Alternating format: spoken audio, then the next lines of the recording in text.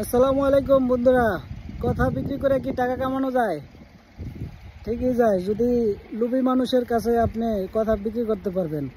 যার লোভ আছে সে আপনার কথা, মিথ্যা কথা শুনে শুনে সে টাকা লোভ করবে, আর তখন আপনি টাকা ইনকাম করতে পারবেন। যেরকম আগে ডিস্টনি করছে, কথা বিক্রি করে আপনাদের এরকম প্রজেক্ট দেখাইছে, বড় বড় প্রজেক্ট দেখাইছে, এত আপনি বিশ্বাস হয় না যে আপনি এটা তার কথা শুনে বিশ্বাস হবে না।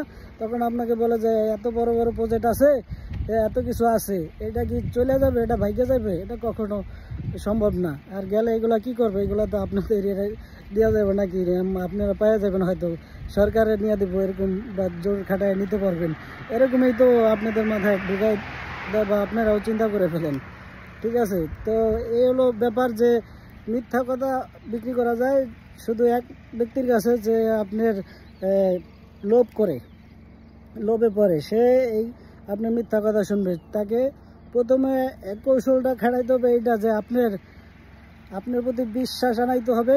আপনি যেটা করাতে চাচ্ছেন সেটার উপরে বিশ্বাস আনাইতে হবে। সেটা আপনি যত কিছু দিয়ে, আর এই লোভটা লাগাইতে হবে। লোভ লাগাবেন, প্রথমে তো লোভ লাগাবেন যে আপনার এত সয় সম্পত্তি আছে এই আপনার প্রতিষ্ঠানের নামে বা এটা, ঠিক আছে। তারপরে লোভ হইলে তখন আপনার বিশ্বাস এমনিতেই চলে আসবে, কারণ লোভী মানুষের বিশ্বাস ওটার উপরেই, লোভের উপরেই। ঠিক আছে, তো এই দেখেন, কষ্ট করে টাকা কামাইতে যে জানে সে কখনো লোভে পড়ে না, কারণ কষ্ট জানে যে কষ্ট পরিশ্রম করলে কয় টাকা আর কামান যায়।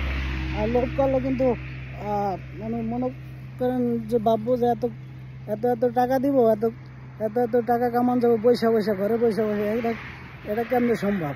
ঠিক আছে, তো যারা খাটে এরা তো আর চিন্তা করে, বুঝতে পারে যে পয়সা পয়সা বেটারা কি টাকা দেয়। তো লোভ করা যাবে না, লোভ করলে আপনি ওই বিপদে পড়বেন। আরও 100 জন 10 জনের প্রতি আপনার এই লোভের ফসল ফলবে কিভাবে? আপনি লোভে পড়ছেন, টাকা নষ্ট হয়েছে, আপনি চাইবেন আপনারটা উঠাইতে, আরও 10 জনরে বুঝাইবেন, ওরকমই তারাও বিপদে পড়বে। ঠিক আছে, তো আমাদের এরকম কিছু ভাই ব্রাদার থাকতে পারে আশেপাশে, যে তারা লোভে পড়ে গেছে। তারা হয়তো আমাদের এই কথাগুলো তাদের কানে ঢুকবে না, কারণ তাদের যে কথা, তারা যে প্রতিষ্ঠান, ধরেন ডিস্টনি যেভাবে কথা বলে, যেভাবে বুঝায়, এরপরে সে ওই মস্তিষ্কে অন্য কথায় ওই ভালো কথা তার মাথায় ঢুকবে না। ওরকম বোঝানো কারো সময় নাই যে ওরকমভাবে তারা বুঝাইবো, কারণ কারো লাভ নাই, সে ওরকম ভালোভাবে বুঝাইবো কেন? ঠিক আছে, তো ডিস্টনির মতো ওরকম লোক যারা আছে, কোম্পানি যারা খুলছে, তারা কিন্তু বুঝাবে, কারণ তাদের লাভ আছে।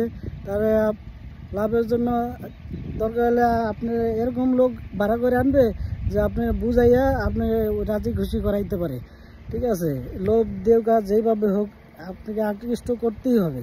ঠিক আছে, সেই মস্তিষ্ক নিয়ে কিন্তু আশেপাশে যত মানুষ ভালো কথাই বলুক, আপনার কানে ঢুকবে না, মাথায় ঢুকবে না।